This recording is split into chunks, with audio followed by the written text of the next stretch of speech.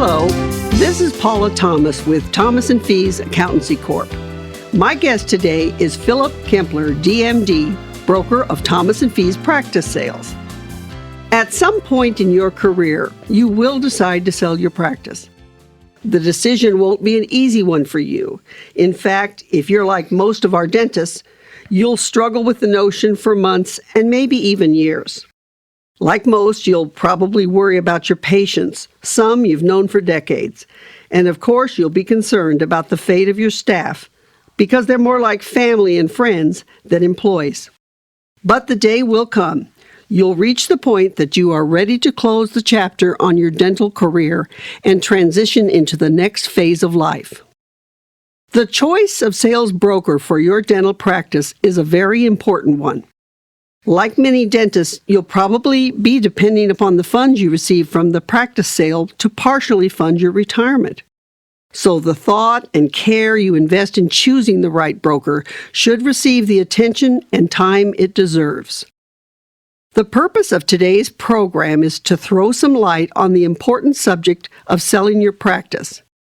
We'll ask an expert to answer these critical questions and more. Why are you selling your practice? What is my practice worth? Will I have to carry back a note on the practice? Should I remodel my practice before I sell? Should I renegotiate my lease? How do I handle the staff? What kind of planning should I do before I sell my practice and retire?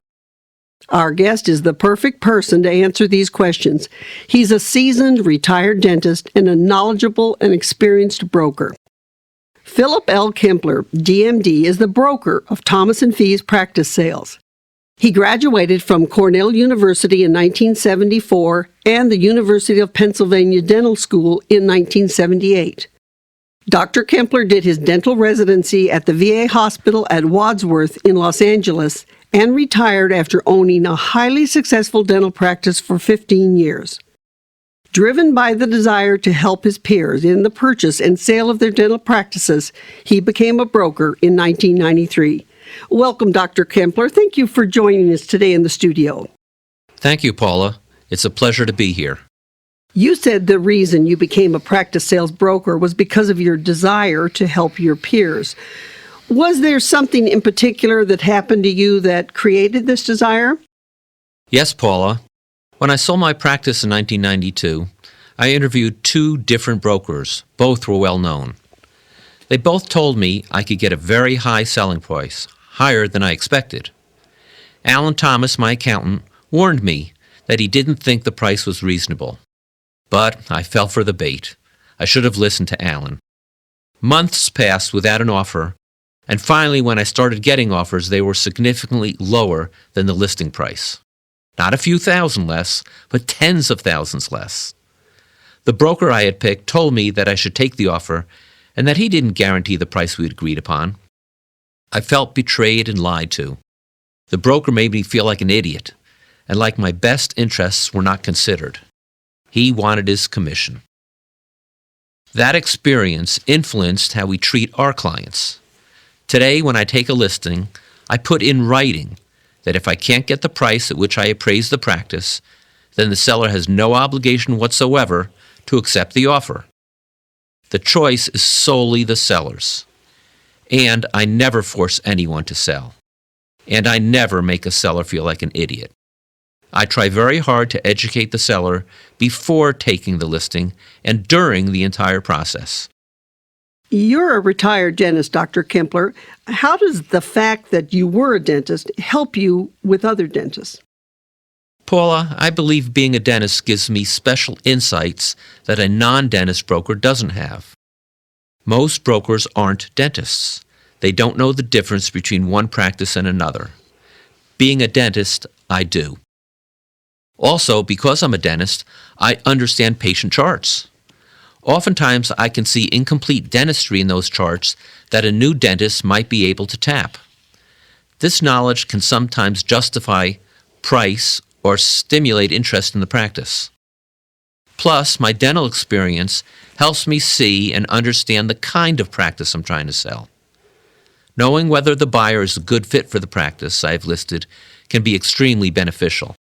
For example, if the buyer wants a low-key practice seeing only a few patients a day, he or she would be miserable in a fast-paced environment that sees 20 or more patients a day.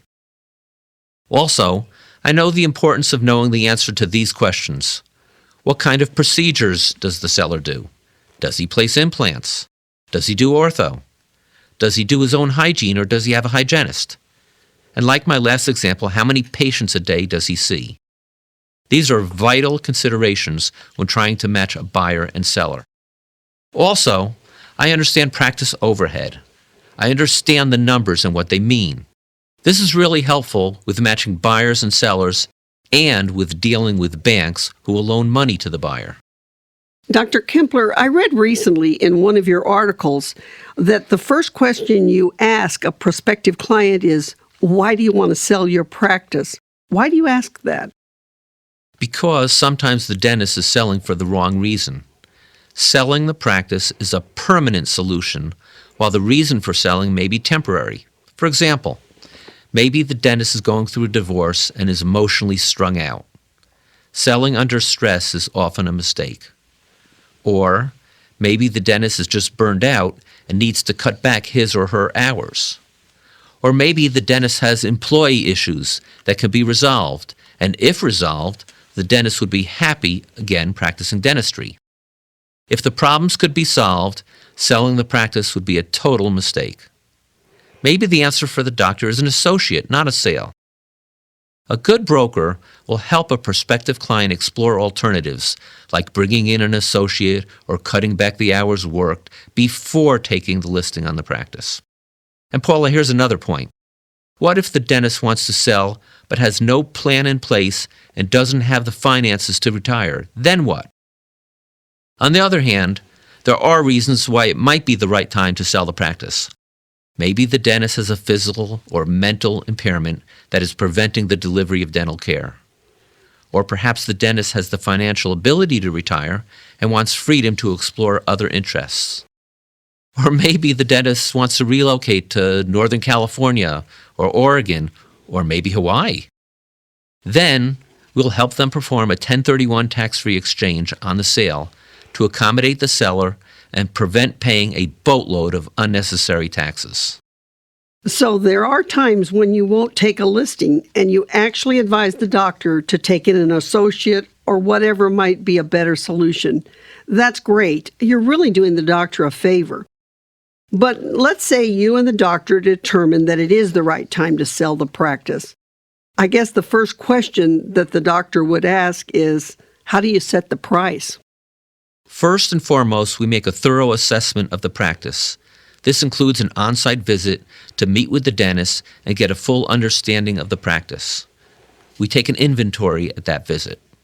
Following that visit, a complete appraisal is performed by analyzing financial statements and tax returns. We use mathematical formulas, not guesswork, to create a defendable value for the ongoing operations of the practice and set a price that is aligned with the most current market conditions and fits the seller's expectations. Paula, 25 years ago, a practice could sell at 100% of last year's collection. A lot has changed since then. PPOs, managed care, digital x-rays, or CEREC machines, to name a few. Practices don't sell as a percentage of collections anymore. Let me give you an example. Let's say there are two practices side by side in the same building with identical equipment. Let's say they both collect $400,000 a year. To say that both practices are worth 80% of collections, or $320,000, would be foolish, because one practice could have a net profit of $200,000, while the other one could be netting $150,000 or less. Obviously, these practices are not equal. Instead, one of the appraisal methods that we use relies on a multiple of net earnings. This gives a much more accurate evaluation of the true value of the practice. Dr. Kempler, as you know, I sold real estate for 20 years, and I remember brokers who would tell a seller that they could sell their property for a lot more than it was worth just to get the listing. That's what happened to you when you were working as a dentist and sold your first practice. You said you felt betrayed and lied to, and that the broker made you feel like an idiot. So obviously, what happens in real estate also happens in dentistry. But what I'd like to know is that besides the feeling of betrayal, are there other negative effects of listing the practice at an unattainable price? Yes, there are. First off, the listing can get stale. One of the first questions buyers ask me is, how long has the practice been for sale? If the answer is 6 months or more, buyers assume there is something wrong with the practice. Secondly, the selling dentist often becomes frustrated. A good broker is supposed to make things easier for the seller, not increase stress and frustrations. And finally, unfortunately, many sellers start to take it easy while the practice is being sold. And if the practice revenue decreases and the listing drags on, the value of the practice will decrease. If the practice revenue decreases during the listing period, both the buyer and the lender will have significant doubts as to the sustainability of the practice. Should the dentist fix the practice up prior to sale? I mean, should he or she paint and recarpet like you might do if you were selling a home? Not unless the practice is in really bad repair. Obviously, you want to make sure the office is clean and not cluttered, and make sure everything is in good working order. But you have to remember that the buyer, or more likely the buyer's wife, might not like the color of the new carpet and want to change it. Equally important, make sure you gather all the paperwork that the broker requests and know what it means. Be knowledgeable of all the information that an educated buyer would want to know. Can you give me some examples, like what kind of paperwork would you expect the seller to have on hand? And more importantly, what would you want the seller to explain to the buyer if he were asked? In real estate, we never wanted the seller and buyer to talk. That usually created problems. That's partially true. A good broker wants to handle as much of the dialogue as possible himself, but at some point the buyer's going to want to meet the seller. We need a financial statement listing the income and expenses. We also need a list of the accounts receivable, number of new patients seen per month or per year, and a breakdown of procedures. What percentage of the practice is devoted to crown and bridge, restorative, endo, and hygiene, to name a few. Should the seller try to renegotiate a new lease on the building before the sale? And if not, why not? It all depends on the lease itself, how many years are left on the lease. If there are several years left, the landlord will have no incentive to renegotiate. Does the lease have an option to renew? If so, is that option transferable, or is it personal to the seller? And is the lease assignable? Your broker can help determine which is the best course of action. I know you can't give me a definitive answer, but approximately how long will it take to sell the practice in today's market? Every situation is different, but usually 4 to 6 months can be expected, although I have sold a practice in 11 days, so it depends. Now here's an important question. Are there any tax consequences to the sale? Obviously, you need to consult with your CPA or accountant, but in general, we want to allocate a significant amount of the sales price into capital gains to limit the taxes.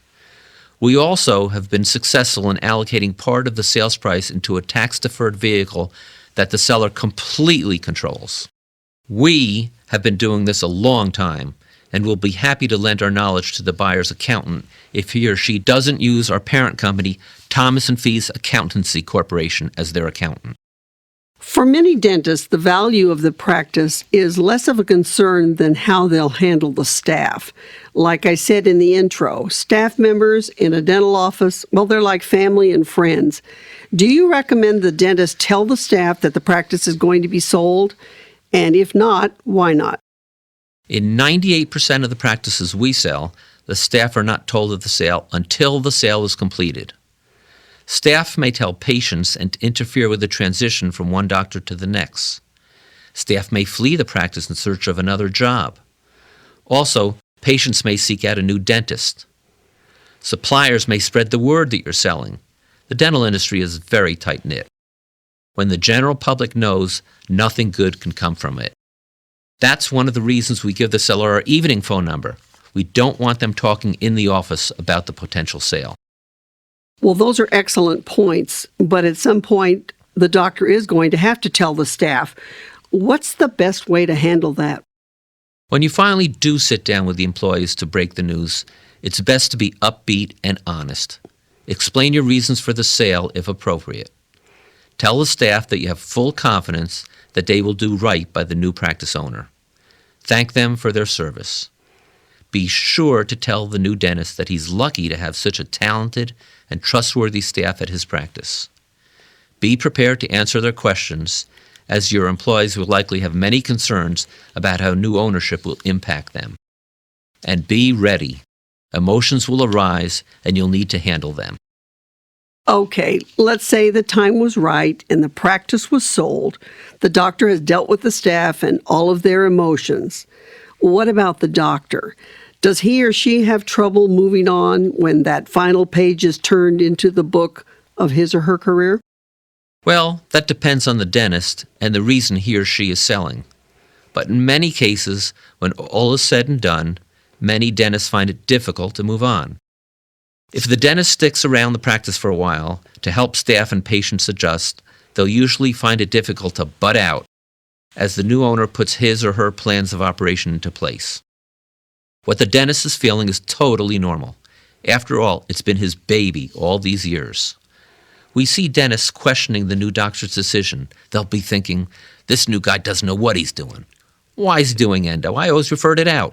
Or, what's the big idea of using a payroll service? My wife always came in and did it. The truth is, when the practice sells, you need to let go. It's important that you move on.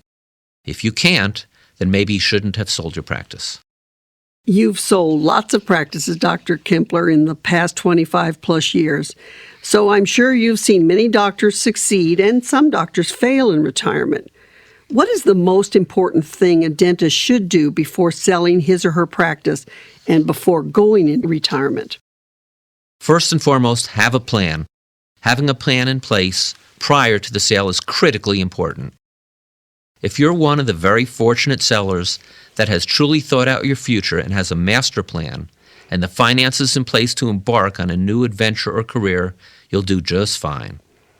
It's been my experience that if dentists don't have something to retire to and expect to be happy just because they're retiring from dentistry, they feel a void in their life and have the desire or need to return to practice. Just like when you have a new baby in the house or get married or divorced, it takes time to adjust to a new life. You'll have challenges adjusting to so much time in your hands, but it can be done. I tell my clients, if you want your future to be as happy as your career, you need to develop a written plan. I recommend clients have multiple discussions with their broker, family members, and financial advisors well in advance to listing their practice for sale. Selling a dental practice requires specialized knowledge and the support of skilled professionals to achieve your goals with the least possible risk. Why you are selling and what kind of life you want to live and can afford to live must be decided prior to selling your practice. In some cases, it may just make you change your mind before it's too late. Paul, I'd just like to make one last comment. During the sale of the practice, we do everything possible to minimize the amount of time the dentist needs to take away from practicing dentistry, because we want to ensure that the business maintains its normal cash flow. Just remember, dentistry is your full-time job. Selling dental practices is mine. Thank you, Dr. Kempler, for joining us today in the studio. You gave our audience a lot to think about. It was my pleasure. Thanks for inviting me. If you'd like to speak with Dr. Kempler, he can be reached at Thomas & Fee's Practice Sales at 714-544-4341 or in the evenings at his private number 949-362-4749. Or you can email the doctor at PKempler@thomasandfees.com. That's PKempler @ Thomas, AND, Also, Thomas & Fees Practice Sales has a terrific website at tfpsales.com. That's tfpsales.com. This is Paula Thomas for Thomas & Fees saying business is great and we're looking for more.